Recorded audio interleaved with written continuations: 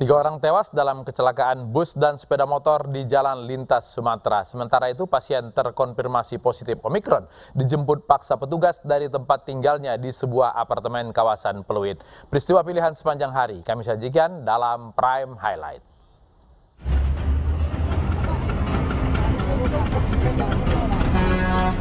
Kecelakaan maut antara minibus berisi belasan penumpang dengan sepeda motor terjadi di Jalan Lintas Sumatera. Akibatnya 2 pengendara motor dan 1 penumpang bus tewas, sementara 17 penumpang lainnya mengalami luka-luka.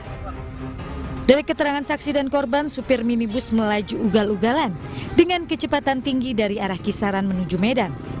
Saat berusaha mendahului truk yang ada di depannya, minibus justru menabrak sepeda motor yang datang dari arah berlawanan.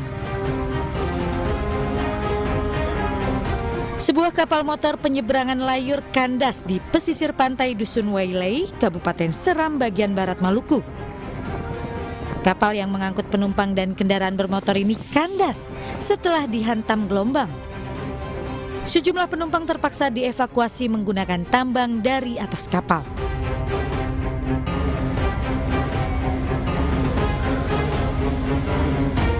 Seorang pria yang terinfeksi COVID-19 varian Omikron dijemput paksa dari tempat tinggalnya di sebuah apartemen di kawasan Pluit, Jakarta Utara. Pria 37 tahun ini terpapar COVID-19 varian Omikron dari hasil tracing. Ia harus dijemput paksa oleh petugas gabungan TNI, Polri, dan petugas kesehatan lantaran awalnya tidak bersedia untuk menjalani karantina di rumah sakit.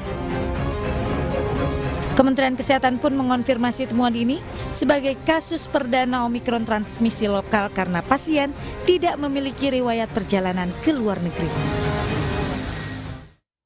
Seorang pengemudi mobil Taufan Aziz meminta maaf setelah memviralkan video kaca spion mobilnya yang dipecahkan oleh Pas Pampres.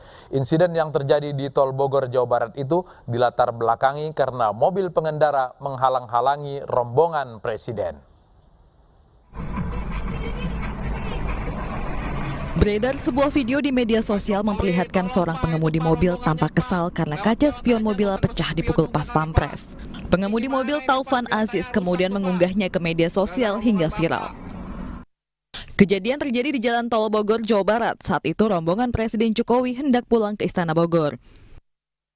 Insiden tersebut berujung permintaan maaf dari Taufan yang mengaku memvideokan dengan telepon genggamnya dan mengaku salah karena menghalangi rombongan Presiden. Permohonan maaf Taufan dibagikan Kepala Sekretariat Presiden Heru Budi Hartono.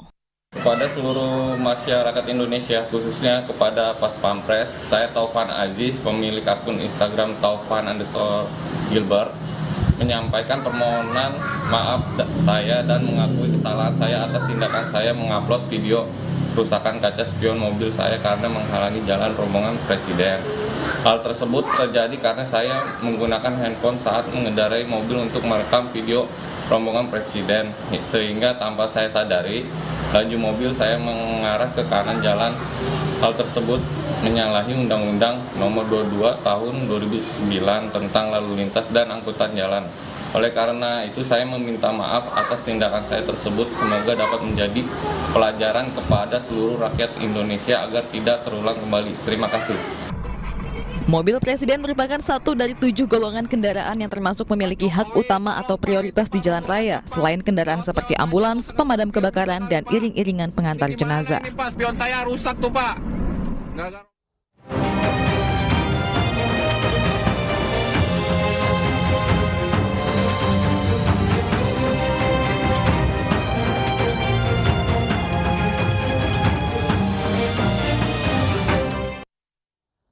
Setelah melalui lika-liku, 57 mantan pegawai KPK yang dipecat kini memulai perjuangan baru. Menjadi ASN Korps Bayangkara, Novel Baswedan dan kawan-kawan berjuang memberantas korupsi yang dianggap pernah mati suri.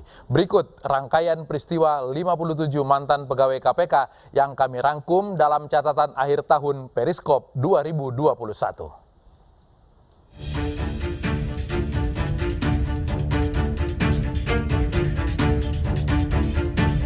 Sepanjang tahun 2021, jagat informasi di tanah air diriuhkan dengan sejumlah peristiwa yang menarik perhatian publik. Mulai dari ekonomi, politik, penegakan hukum hingga sosial budaya. Gonjang-ganjing peristiwa dari waktu ke waktu semakin nyaring. Salah satu warta menarik dan menyita perhatian publik datang dari lembaga anti rasuah Komisi Pemberantasan Korupsi. Pada periode September 2021, publik disuguhi dengan informasi mengenai 57 pegawai KPK yang resmi dipecat. Dilatar belakangi tidak lolosnya tes wawasan kebangsaan, surat pemecatan tersebut ditandatangani oleh Ketua KPK Firly Bahuri pada 13 September 2021. Pemecatan 57 pegawai KPK tersebut menjadi puncak polemik dari tes wawasan kebangsaan yang telah berlangsung sejak April 2021. Satu hal yang menjadi perhatian publik, yakni pertanyaan dalam tes wawasan kebangsaan dianggap tidak relevan dengan tugas dan fungsi penyidik KPK yang dinilai diskriminatif. Reaksi keras pun berdatangan dari sejumlah pegiat anti korupsi tanah air. Tidak sedikit yang menilai pemberantasan korupsi di Indonesia sedang mati suri. Upaya meredam gejolak pemecatan 57 pegawai KPK seketika datang dari tubuh Polri. Kapolri Jenderal Listio Sigit Prabowo memberi angin segar bagi 57 pegawai yang tak lolos tes wawasan kebangsaan. Yang tidak lulus di tes dan tidak dilantik menjadi ASN KPK untuk bisa kita tarik, kemudian kita rekrut untuk menjadi ASN Polri. Gayung mengayun, lengan menyambut.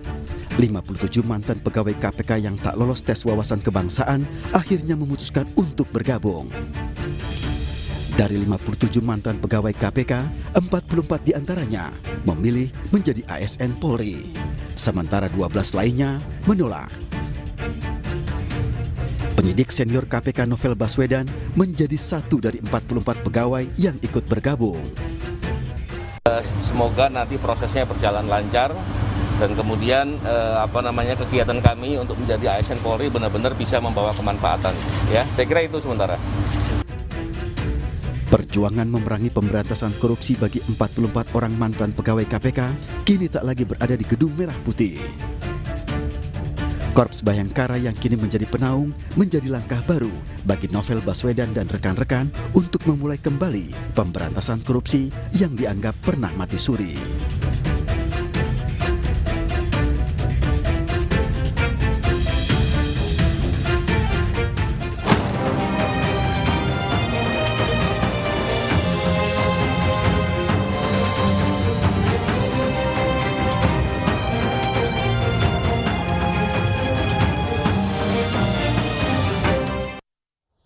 Laga final Piala AFF besok menjadi panggung untuk dua pemain berjuluk titisan Lionel Messi.